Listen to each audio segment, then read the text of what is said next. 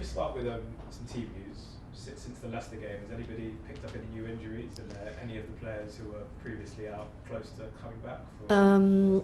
Yeah, so no new injuries. We have Sion Usken and Lexi Potter back in the group, and they will be available for the game this weekend.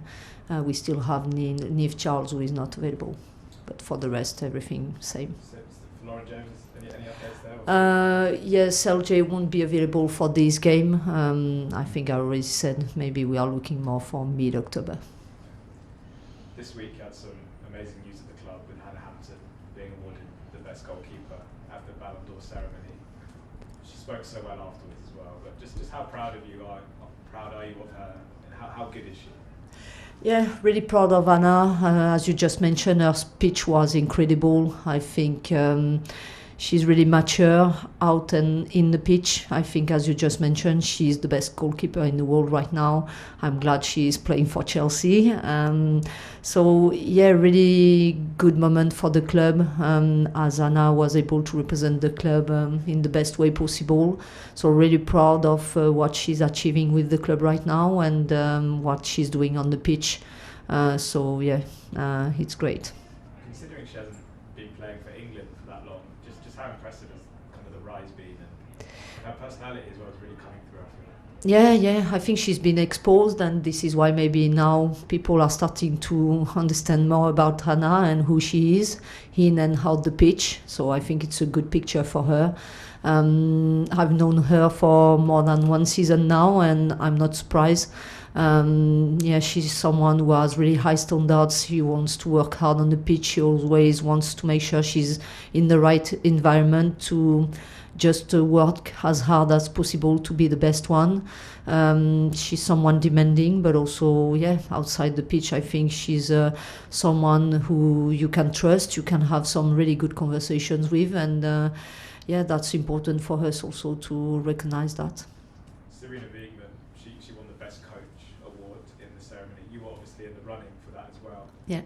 To get that here, do you think you need the Champions League? And is it something you think about, those individual awards?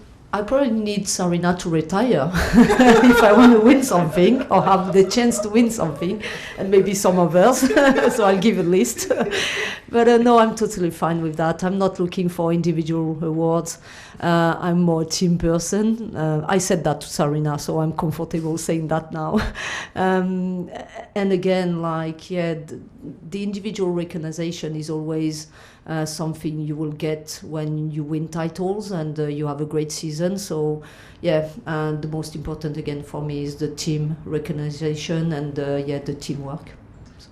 I know you've been busy today training, but there's been a study today by an organisation called Women in Football. They're looking at sort of all the areas of the game in football, and they asked people how much discrimination they faced. And 78%, so around 4 in 5, said they'd faced discrimination whilst working in football, these women.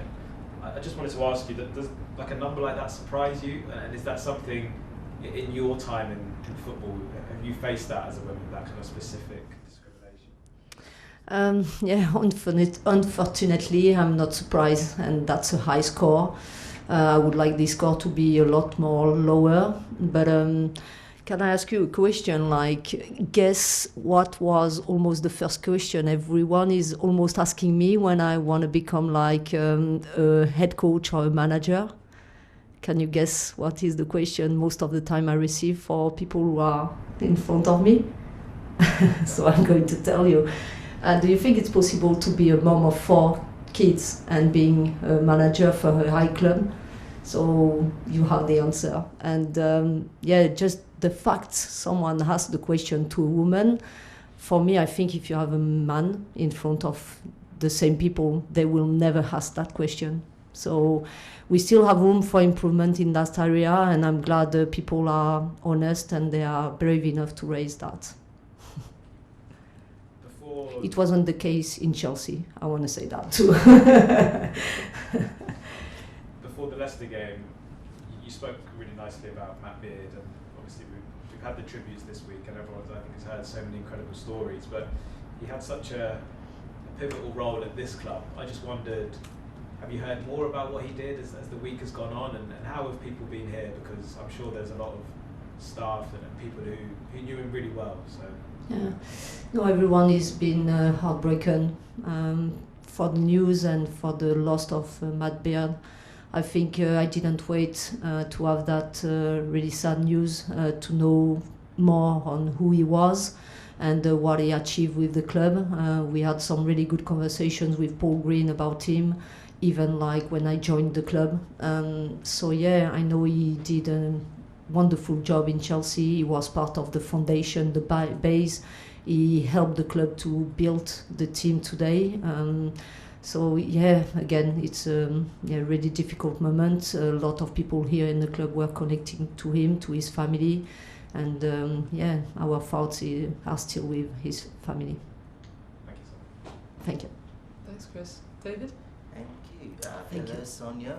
First of all, nice seeing you again, and congratulations on being nominated at the Ballon d'Or Awards. Thank you. I want to talk a bit more about, the night itself. Obviously, so many of your players, gone out to celebrate the achievements of other female players as well. And I believe it was you went with your son, I believe, Yes. at the award. Yeah. How important is it to see, for your son, especially to see, women, especially like ones who are in a professional space, to achieve big things? And what do you think that's going to do for, any young, girls or even boys who have aspirations to perhaps, play at the highest level? Yeah, I think the good point in that ceremony, and I think was the first time, they celebrate the men's and the women's at the same level. I would expect even more from them. I would expect now them being able to recognize the right people, following the women's game. But again, what probably I'm the most proud of is having to go with my son to the ceremony, and when he was there, he was just asking to have pictures with the women's players and the men's players with the same consideration. So for me, yeah, that's unbelievable. Like, he was as much as happy as having the picture with Hannah and her award than having the picture with Dembele and Lamine Yamal. So for me, it says a lot about the young generation and how we can expose the best, the players to this young generation.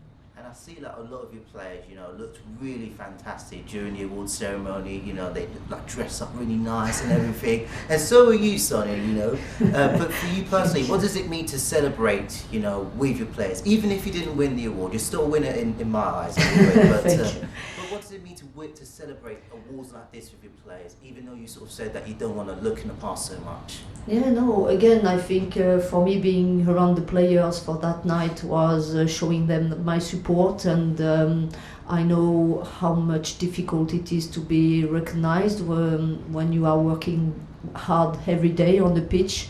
So yeah, being with them, it's just showing them my support and how proud I am about everything they are doing on the pitch, outside the pitch. As you just mentioned, we said about Hannah's pitch.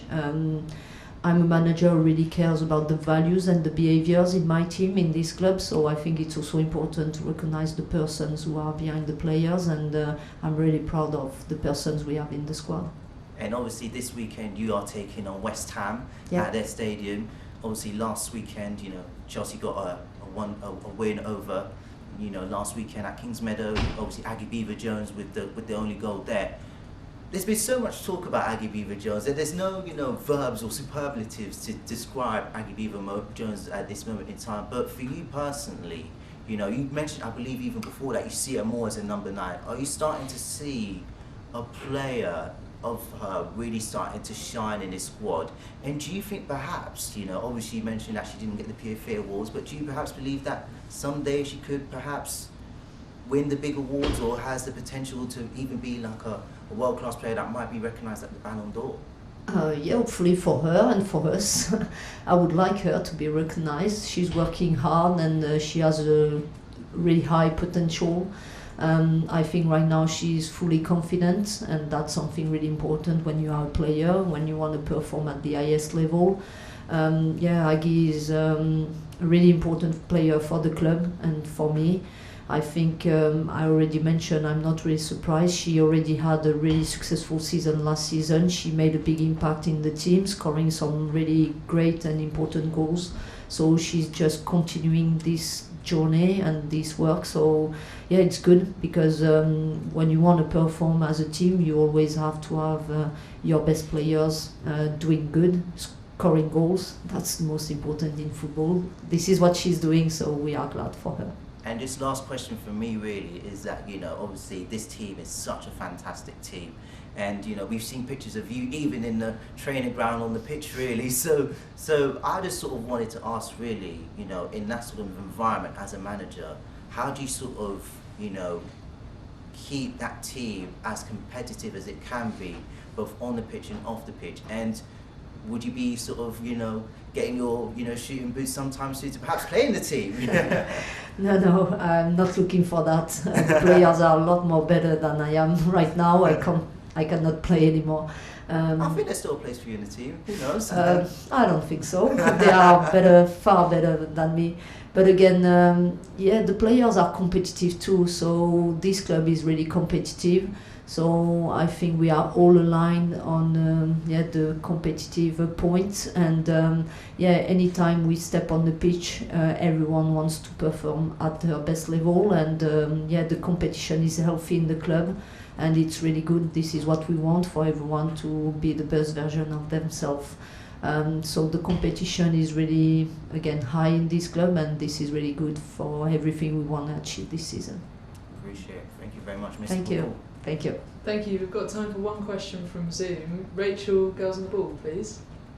Hi, Sonia. Hi. I just want to ask you a little bit about West Ham and what you've made of them so far. I think maybe sometimes the scoreline not reflecting necessarily the work they're trying to do within the team and the style of football that they're trying to play. So what have you made of them and what kind of threats do you think they pose this weekend? Yeah, you're right. I think in terms of results, probably not the place they want to be. But when you look at their squad and the quality they have in the squad and what they want to achieve with Rian, yeah, I won't only reflect on their results. I think they have a lot of quality.